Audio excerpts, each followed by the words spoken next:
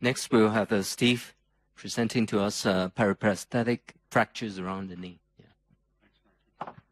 So we've had some demonstration sessions on this, and now for a little review of the subject of periprosthetic fractures around the knee. I'll talk about a few things. I'd like to go over an understanding of the problem, the importance of reduction in planning, consider some barriers to success, and review some different methods of fixation. So these are fairly common.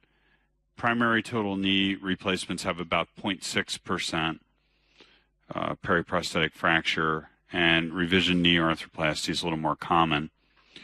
But this is expected to double in the next decade because more and more people are aging with their arthroplasties and they're getting osteoporosis. So it's a growth industry, and I would expect that you will all see more of these as time passes.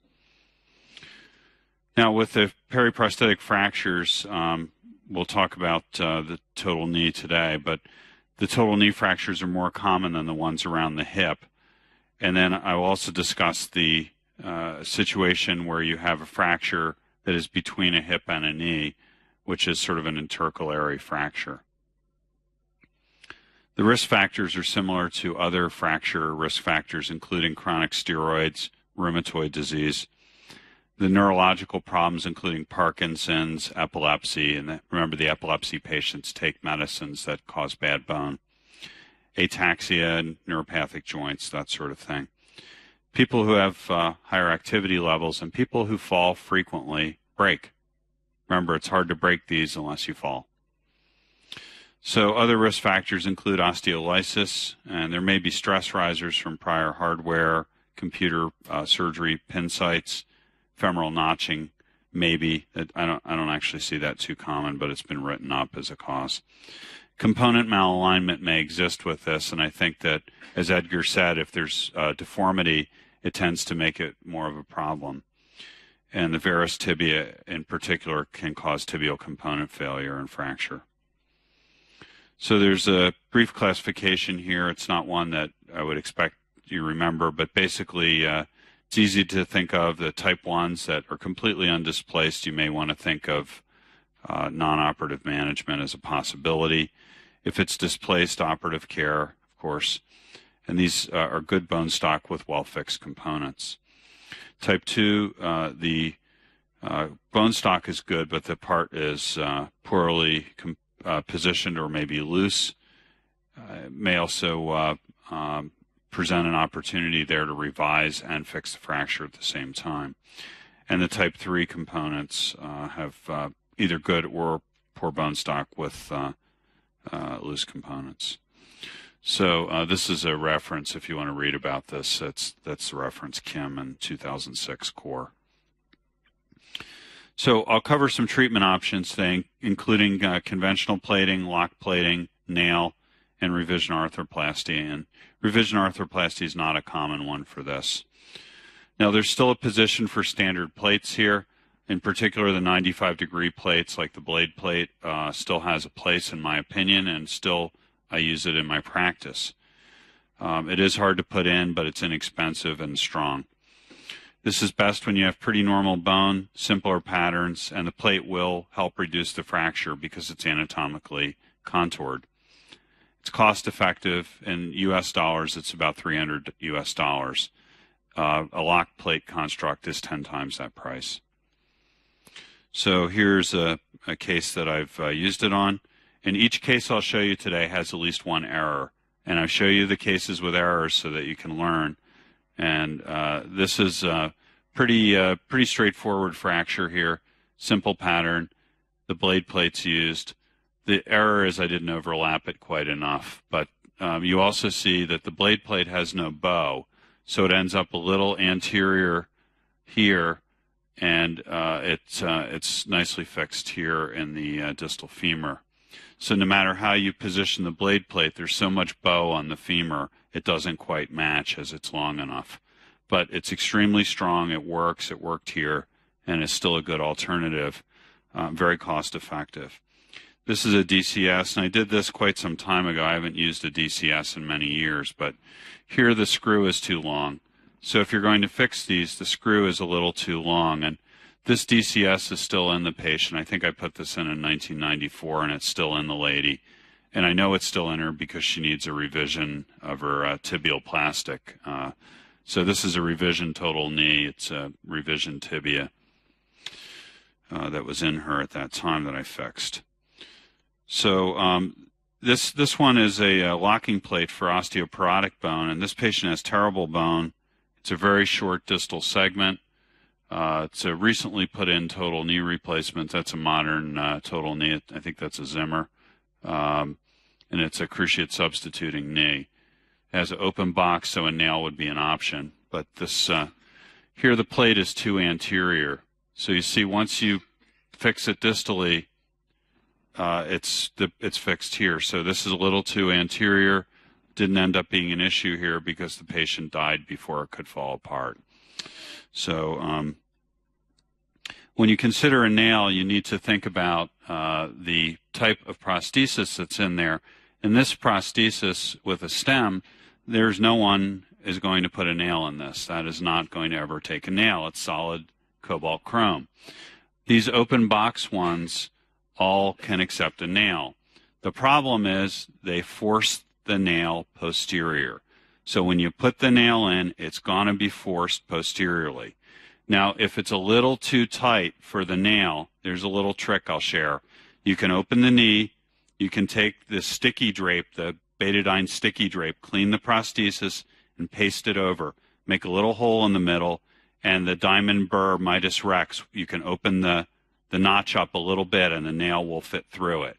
The plastic drape will keep all the metal fragments out of the total knee, and you can wash them away, and then peel off the plastic, put your nail in, and go home. So that's a little trick if you want to put a nail in where it's a little too tight. Okay. So the cruciate retaining components have 11 to 20 millimeter boxes. 11 is a little too tight for most of the nails. The nail tends to be a little wider. So if you get in that situation, remember that little trick I just told you. It will work. It works every time, but put the plastic on first so you don't ruin the total knee. So if you're going to use a retrograde nail, I would consider using a longer nail. This nail's probably too short. We have the fixed angle options of a blade, which is a nice option, and then there's also the angular stable screws, which are a real good option. They can be non-weight bearing or weight bearing. I tend to let the patients weight bear on a nail if I'm confident I get good fixation. Here's such a case. Cruciate substitute knee. I think that's a Smith & Nephew knee. It's got an open box. But you see it's cruciate substituting. And this one is comminuted fracture. It is going to require a pretty big approach if you try and do this as an open surgery, but a nail is really minimally invasive here. And with a puller screw or blocking screw and the nail, this gives very nice fixation. But look what it does. It rides right on the posterior cortex. So just remember, as you put the wire in, the wire needs to lay on the posterior cortex, because the distal fragment, the nail, is pushed posteriorly. So if you want the thing to not be deformed when your nail goes in, through the notch hole, along the posterior cortex, right up the canal. And if it's gonna wobble around in the canal and displace, the blocking screw is your friend here and helps keep the alignment. So problems, if you encounter these are some things to think about. Look at the total knee itself and see if there's wear debris. If you're going to open the knee to put in a nail and the poly is worn out, you can change the poly at the same time. I've done this. If the implant is loose, you may need to revise it and put a stemmed implant in. It would help to have a revision surgeon there if you don't do many revisions. If there's a stemmed implant already in there, you can only use a locking plate. You cannot use a blade plate. You can't use a DCS. You can't use a nail. You have to use a locking plate. Now, if you have internal fixation between a total hip and a total knee, and you're going to put a nail in, or a plate, you want to leave a gap that is at least 12 centimeters, or preferably bridge it. So here's such a case. and this was done at my hospital, but not by me. You see a comminuted fracture, a total hip that's cemented above. My colleague puts in a nail and leaves 2 centimeters. Now, there should be a little dotted line here that says break here, because that's where it's going to break next. So this is not what you want to do. This is not a good case for an IM nail. This would be much better with a long plate. It didn't have a chance to break because the patient died, okay? But I took the x-rays because it's a good teaching case. Now here's a blade plate that's used, and this has really good overlap. You see that this was it's bad bone up there. It's got a revision stem that's already been put in. That's a Depew total knee down here, and then we've got a nice blade plate with solid absolute stability and good overlap and nice fixation, and this went on and healed just fine. Fractures around the patella are common. These are relatively common as the patient falls. Now, there's different types of these. If the patient's had a total knee replacement and the blood supply was disrupted to the patella, they'll have an atraumatic fracture. Traumatic fractures occur when the patient falls on it and just gets a standard patella fracture. And what you want to ask yourself with all of these is, can they actively extend the knee? If they can actively extend the knee, you don't need to do surgery. You can put a brace on. If the implant is loose, though, you probably need to do surgery, and I'll show you one. So these are all atraumatic patella fractures. These are all ones that I've seen and treated. And every one of these can extend their knee. Even this one that looks horrible, this woman can fully extend her knee, and she is quite fine. I've followed her now for 5 years, no problem. Now, the traumatic patella, like this fellow, he cannot extend his knee. But look, the plastic component is anterior to the patella. It doesn't belong there. It's supposed to be behind it. It should be back here. It's here. So this patient needs an operation, and he cannot extend his knee. So he also had some poly wear. This was in 15 years. So I replaced his poly, took out the implant, sewed him back together with number 5 stitches, and he healed fine, and he walks just fine now. Tibial fractures around the total knee, these are more uncommon. They're noted some cases to have a loose prosthesis. Sometimes there'll be a secure and undisplaced fracture, and these can be braced. If the fracture is displaced but secure component is present, then you need to fix it. If it's displaced and the part is loose, then you want to revise the tibia. And the rare type is the tibial tubercle pulls off, and those need to be fixed. All of them need to be fixed. So now the computer navigation is still being done, I think. It's fallen out of favor in our town, but I know it's being done. And here's a pin site from the computer pins, and there's some pins up there. But this patient broke right through the pin site because the pin is placed eccentrically on the tibia. So this is a problem, and the surgeon tried to fix it with a locking plate. Good idea, but didn't really follow the principles that Edgar laid out a little while ago. And it's a relatively long plate, but the fracture is really not perfectly reduced here. It's maybe worse than it started. There's a gap, and the screws do not go all the way across. So this is a setup for a problem. And then 2 months later, it's a problem. It's fallen apart. So this is no good. And so the surgeon treated this with 2 plates. If 1 plate is good, 2 plates must be better, right? So new plate, screws now go across, and this is just a medial buttress plate. It's an old T plate that's placed as well. So what do you think? You think this is good enough? I wouldn't be showing it if it was good, right? So it actually healed up here, but it broke underneath it. So it's long, but not long enough. And so here it is revised. Can always put more in. A little K-wire up the or a little flexible nail up the fibula, and a longer plate here. And this is a better situation. So sort of to think about that bone quality, it's often very poor. Most of the patients are vitamin D deficient. We are running a study on this and hope to get that out in the literature pretty soon.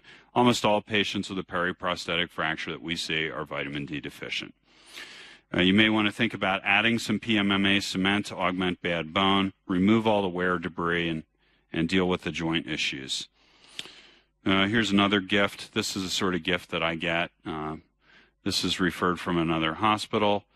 This is actually how the surgeon put the prosthesis in, and I think we all would agree that that is not a good job. But the patient broke up here. So I got the post-op x-rays, and there's a big, thick stack of x-rays, and every x-ray showed it just like that, including the ones with the staples in. It was just like that. So, so the surgeon, this is the same surgeon, he decided to revise it, you know, bigger is better, to a tumor prosthesis. And he managed to create a type 4 proximal tibia fracture, breaking off the patient's tibial tubercle here, so he fixed it. And it was transferred to me when it's draining pus. So this is what I did. I took everything out. I put in this antibiotic spacer for 8 weeks, antibiotic treatment. She also had the same thing on the other side, and I fixed both sides. So I did both of them, and I just showed you the worst of the two. But both sides were same deal, and I fixed both of them. So there she is, and happy as can be, and the infection was gone. So to summarize this, periprosthetic fractures do have many pitfalls.